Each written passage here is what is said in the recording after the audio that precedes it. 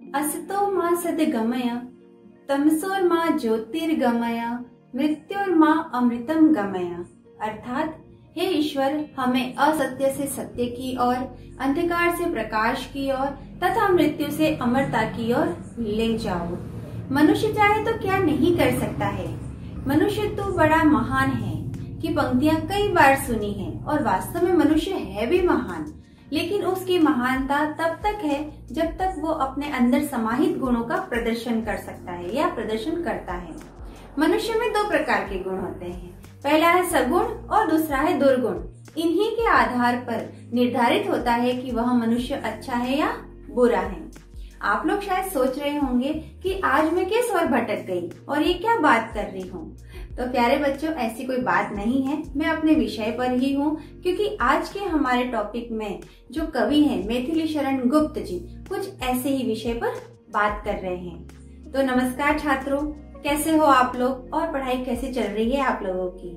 तो आज हम आपके 10वीं के कोर्स बी हिंदी में दी हुई पुस्तक स्पर्श भाग 2 के पद्य भाग के पाठ 4 जिसका शीर्षक है मनुष्यता और ये मैथिली शरण गुप्त जी के द्वारा लिखी गई है पर चर्चा करेंगे। हमेशा की तरह अच्छी तरह से समझने के लिए हमने इस कविता को निम्नलिखित भागों में विभाजित किया है। पहला भाग कविता के सारांश और भाव पर केंद्रित है, दूसरा भाग कविता को विस्तार से बताता है, तीसरा भाग इस कविता का निष्कर्ष है, चौथा और अंतिम भाग आपको कवि के बारे में बताता है। तो आइए अब हम पहले भाग जो कि कविता के सारांश और भाव पर केंद्रित है पर चर्चा करते हैं। कहते हैं मनुष्य में सोचने समझने की शक्ति सबसे अधिक होती है। वह सबका भला बुरा सोच सकता है, वह अपने साथ साथ दूसरों का भी अच्छा बुरा सोच सकता है। अगर पशु और मनुष्य की तुलना करें तो पशु अपने हिस्से का खाते हैं, लेकिन मनुष्य ऐसा नहीं करता है। वह जो कमाता है, जो कुछ भी उत्पादित करता है, वह औरों के लिए भी करता है, औरों के सहयोग से भी करता है। प्रस्तुत पाठ का कवि अपनों के लिए जीने मरने वाले को मनुष्य तो मानता है, लेकिन वह मानने को तैयार नहीं है कि ऐसे मनुष्य के में मनुष्यता के पूरे लक्षण भी हैं। तो प्यारे बच्चों, आइए देखते हैं गुप्त जी ने अपनी इस कविता मनुष्यता के माध्यम से क्या क्या कहना चाहते हैं और किन किन लोगों की सराहना करते हैं। अब हम कविता के दूसरे भाग पर चलते हैं। अगर आप देखेंगे तो गुप्त जी की कविता कुल 8 भागों में विभाजित है। तो आइए हम एक एक कर इन पंक्तियों को पढ़ते हैं और इनके अर्थ को समझते हैं। विचार लो कि मृत्यु हो न मृत्यु से डरो कभी, मरो परंतु यूं मरो की याद जो करे सभी।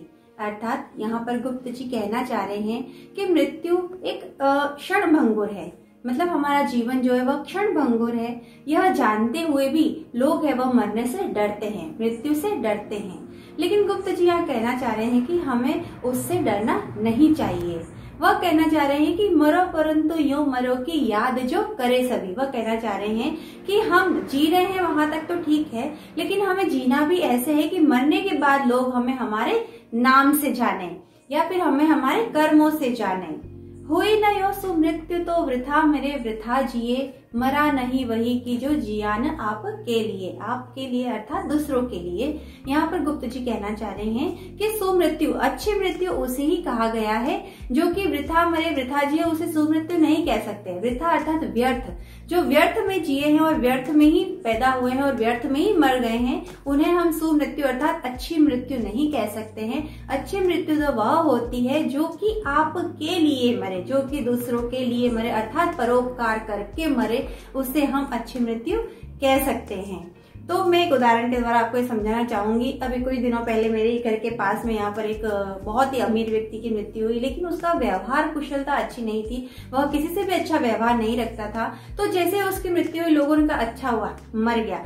किसी ने भी उसे ये कहकर नहीं सराहा कि नहीं वो व्यक्ति बहुत अच्छा था, या फिर किसी ने भी उसकी तारीफ नहीं की। क्यों? क्योंकि उनका व्यवहार ऐसा था ही नहीं। तो गुप्त जी इस उदाहरण के द्वारा भी यहाँ पर यही कहना चाह रहे हैं कि अगर आप है वह कितने साल जी रहे हो, कितने ही कम साल जी रहे हो, ज्यादा साल जी रहे हो, लेकिन अगर है वह आप में यह व्यवहार कुशलता है कि आप दूसरों के लिए जीते हो, या आपने दूसरों के लिए कुछ ऐसा काम किया है कि मरने के बाद लोग आपको याद करें, तो जरूर आपको ऐसी मृत्यु को सुमृत्यु कहा जा सकता है। यहाँ वही कहना चाह रहे हैं कि वही पशु प्रवृत्ति है कि आप ही चरे, आप मतलब अर्थात स्वयं कमाओ और स्वयं पे खर्च करो। ये आप ये सिर्फ पशु कर सकते हैं ऐसा, क्योंकि पशु वो चरागाह में जाते हैं और अपना अपना खाना खाकर लौट आते हैं।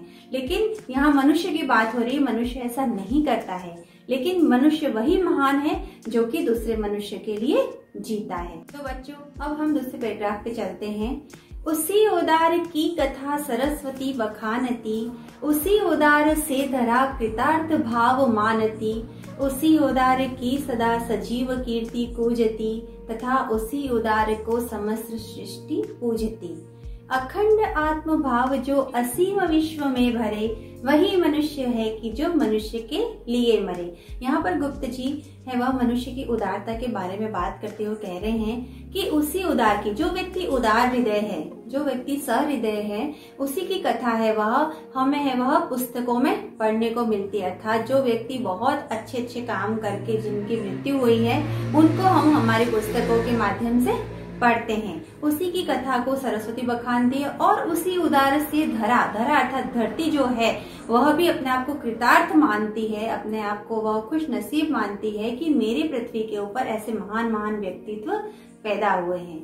उसी उदार की सदा सजीव कीर्ति पूजती, अर्थात गुप्त जी यहाँ कहना चाह रहे हैं कि सजीव मतलब जन्म जन्मांतर युगो युगांतर तक है वह, लोग उसको याद रखते हैं। तथा उसी उदार को समस्त सृष्टि पूजती, बिल्कुल सही बात है कि जो व्यक्ति उदार है, जो दूसरों के लिए जीता है, जो अच्छे कार्य करता है, जो परोपकारी है, उसके लिए तो उसकी कीर्ति सब जगह पूजती है और समस्त सृष्टि उसकी पूजा भी करती है। संपूर्ण संसार उसकी पूजा करता है अर्थात उसका सम्मान करता है। अखंड आत्म भाव जो असीम विश्व में भरे, वही मनुष्य है कि जो मनुष्य के लिए मरे। अर्थात जिस व्यक्ति में है वह अखंड कभी खंडित न होने वाले है, वह आत्म भाव आत्मीय जो भाव है वह संपूर्ण विश्व में भरने का जो व्यक्ति काम करता है, उसी के लिए तो कहा जाता है कि वही मनुष्य है कि जो मनुष्य के लिए मरे। अर्थात वही मनुष्य महान है जो दूसरों के लिए जीता और दूसरों के लिए कुर्बान होता है। अब हम तीसरे पद्य पर चलते हैं। क्षुधार्त रंति देव ने दिया करस्त थाल भी, क्षुधार्त रंति देव ने दिया करस्त थाल भी, तथा दधी चीने दिया परार्थ अस्थि जाल भी। यहाँ पर दानवीरों की बात हुई है कि हमारे प्राचीन समय में हमारे इस भारत देश में, इस भारतवर्ष में ऐसे कई दानवीर हुए हैं जिन्होंने अपने शरीर तक का बलिदान कर दिया है परोपकार करने के लिए। तो देखते हैं कुछ उदाहरणों के माध्यम से बताया गया है कि वह उदाहरण कौन कौन से हैं। कि क्षुधार्त जो एक भूखा व्यक्ति था वह राजा रंती देव के पास आता है और रंती देव ने उन्हें करस्त थाल भी दे दिया अपने हाथ में, जो कि अपने खुद के लिए जो भोजन था वह अंतिम भोजन उनके पास भी था, वह उन्होंने एक भूखा इंसान उनके पास आया और उन्होंने वो अपनी अंतिम थाली भी उसको दे दी। तथा दधीची ने दिया परार्थ अस्थि जाल भी, और दधीची जो ऋषि थे उन्होंने अपनी हड्डियों का, अपनी अस्थियों का जो अपनी अस्थियों को दान में दे दिया। किस लिए दे दिया? राक्षसों से आम जनता को बचाने के लिए उन्होंने अपने शरीर का है वह त्याग करके और उनकी हड्डियों से है वह शस्त्र बनाया गया और उससे उस राक्षस का संहार किया गया। तो ऐसे महान महान लोग हमारे इस भारतवर्ष में पैदा हुए हैं। उसी नरक क्षितिश ने स्व मांस दान भी किया। यहाँ पर एक कबूतर की रक्षा के लिए राजा शिवी ने है वह अपने स्व मांस, अपने खुद के शरीर का मांस भी दान कर दिया था। इसमें एक छोटी सी कहानी सुना देती हूँ। इसमें क्या होता है कि बाज और कबूतर का वेश धारण करके भगवान है वह राजा शिवी की परीक्षा लेने के लिए आते कि क्या वास्तव में यह दानवीर है या नहीं है। तो क्या होता है, बाज है वो कबूतर का पीछा करता है और भागते भागते कबूतर शिवी के पास आता है और कहता है कि मेरी इस बात से रक्षा करो। तो शिवी है वह बाज को कहते हैं कि तुम इसको क्यों खाना चाहते हो? फिर मैं बहुत भूखा हूँ, मुझे इसी को खाना है। तो वो कहते हैं अगर तुम भूखे हो तो मैं इसके बराबर माप का मैं तुम्हें है वो अपने शरीर का मांस दान कर देता हूँ। तो वो कहता है कि ठीक है। तराजू मंगवाया जाता है, एक पलड़े में कबूतर होता है, दूसरे पलड़े में है वो राजा है वो अपने शरीर का मांस उतार उतार कर रखता जाता है। लेकिन वो भगवान होते हैं तो अपने शरीर का वजन बढ़ाते जाते हैं और अंत में जब वो अपना गर्दन काट के उस पर रखने जा रहे होते हैं कि अब तो मैं अपने शरीर का ही त्याग करने जा रहा हूँ, तब भगवान प्रसन्न हो जाते हैं और उनको प्रकट होकर अपने दर्शन देते हैं। तो वहां पर ये सिद्ध होता है कि वह कितने बड़े दानी थे कि कबूतर की रक्षा करने के लिए उन्होंने अपने शरीर तक का त्याग करने के लिए वो तैयार हो गए। तो इस तरह के जो वीर लोग और जो दानवीर हमारे देश में पैदा हुए उसके आगे हम कुछ भी नहीं है। सहर्ष वीर कर्ण ने शरीर चर्म भी दिया। सब जानते हैं दानवीर कर्ण, महाभारत में जो कर्ण हुए थे उनके बारे में सब जानते हैं कि वो बहुत बड़े दानवीर थे। उनके नाम के आगे दानवीर कर्ण लगता है क्योंकि उन्होंने भी है वह अपने शरीर पर चर्म, जो कि उनके बचपन से उनके साथ पैदा होने पर आई हुई थी, कुंडल कवच और कुंडल जो उनके थे वह उन्होंने अपने शरीर से अलग कर करके है वह भी उन्होंने सहर्ष मतलब बिना किसी तकलीफ के, बिना किसी दुख के उन्होंने खुशी खुशी अपने उसका दान कर दिया था। अनित्य देह के लिए अनादि जीव क्या डरे। तो यहाँ पर गुप्त जी कहना चाह रहे हैं कि जब इतने इतने महान लोग हुए हैं और हम इस अनित्य देह के लिए जिसका कोई भरोसा नहीं है, ये कभी भी नष्ट होने जैसा है, हमारी मृत्यु कभी भी हो सकती है, फिर भी हम क्या करते हैं, डरते हैं मृत्यु से, है ना। फिर भी उसकी देखभाल करते हैं, सार संभाल करते हैं, सजाते ज्यादा सब करते हैं। लेकिन मनुष्य वही महान है जो दूसरों के लिए जीता और दूसरों के लिए मरता है। आइए अब हम अगले पद्य भाग पे चलते हैं। सहानुभूति चाहिए महाविभूति है यही, वशीकृता सदैव है बनी हुई स्वयं मही। अर्थात यहाँ पर है वह सहानुभूति, उदारता, करुणा, दया, इन सारे गुणों की बात की जा रही है कि यही हमारा सबसे बड़ा धन है, यही सबसे बड़ी संपत्ति है हमारी। वशीकृता सदैव है बनी हुई स्वयं मही, और ऐसे लोगों के लिए धरती भी क्या है, उनके वश में की हुई है। विरुद्धवाद बुद्ध का दया प्रवाह में बहा, विनीत लोक वर्ग क्या न सामने झुका रहा। अर्थात यहाँ पर ये कहना चाह रहे हैं कि है वह जब महात्मा बुद्ध ने भी है वह आम जनता के लिए, लोक कल्याण के लिए जब उन्होंने कदम उठाए तो लोगों ने उनका बहुत विरोध किया, लेकिन अंत क्या हुआ, लोग है वो उनके सामने झुके और उनकी बात मान ली। आहा वही उदार है परोपकार जो करे, वही मनुष्य है कि जो मनुष्य के लिए मरे। अर्थात वही उदार व्यक्ति है जो परोपकार करता है और वही मनुष्य है जो मनुष्य के लिए जीता और मनुष्य के लिए बलिदान होता है। आइए आगे चलते हैं। रहो न भूल की कभी मदांध तुच्छ वित्त में। अर्थात हमें कभी भी है वह वित्त अर्थात धन के लोभ में कभी भी अंधा नहीं हो जाना चाहिए।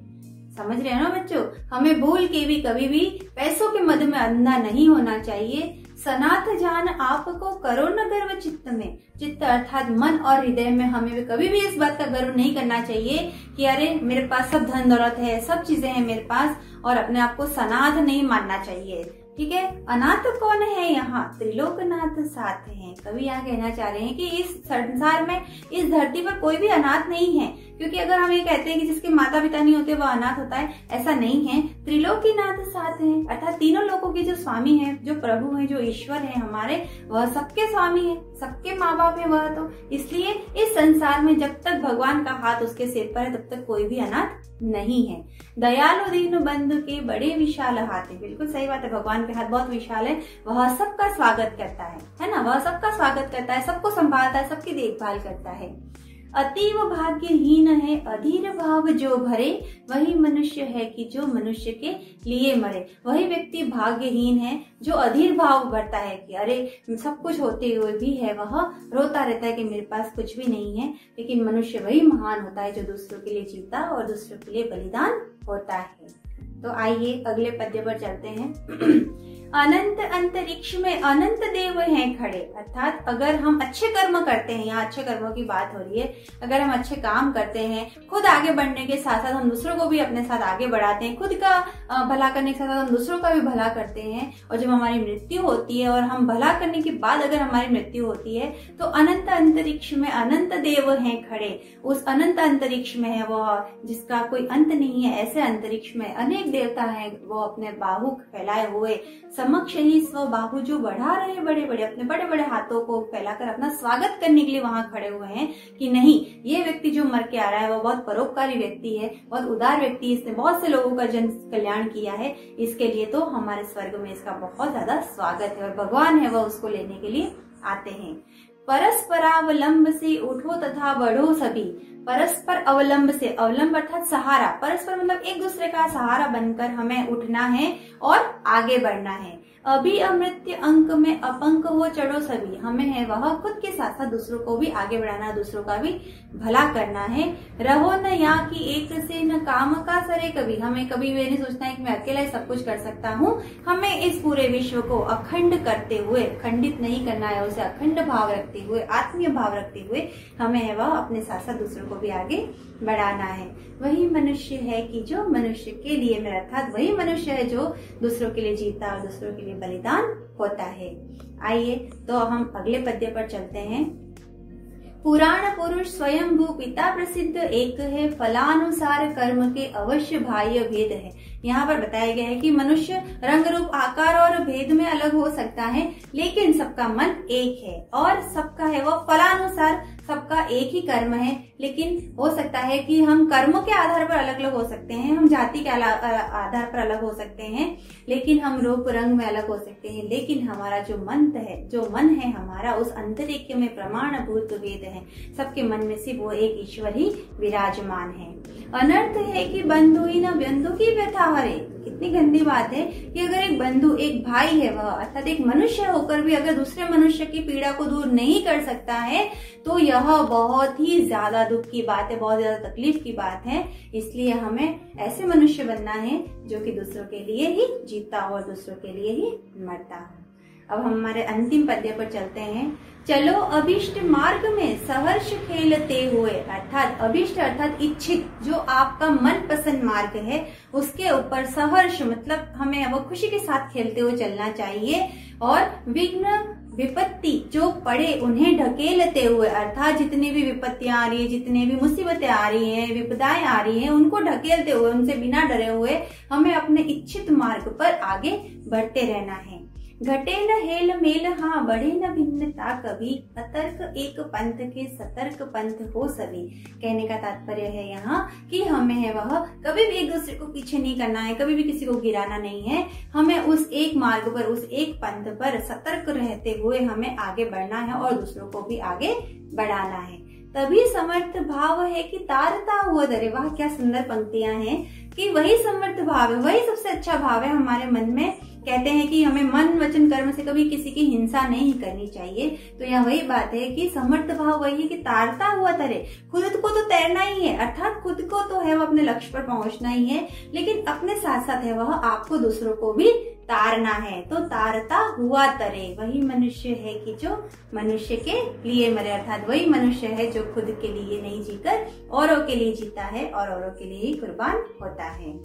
तो बच्चों, अभी तक हमने जो कविता के भाव को पढ़ा, मैं उम्मीद करती हूँ कि आपको बहुत अच्छे से समझ में आ गया होगा।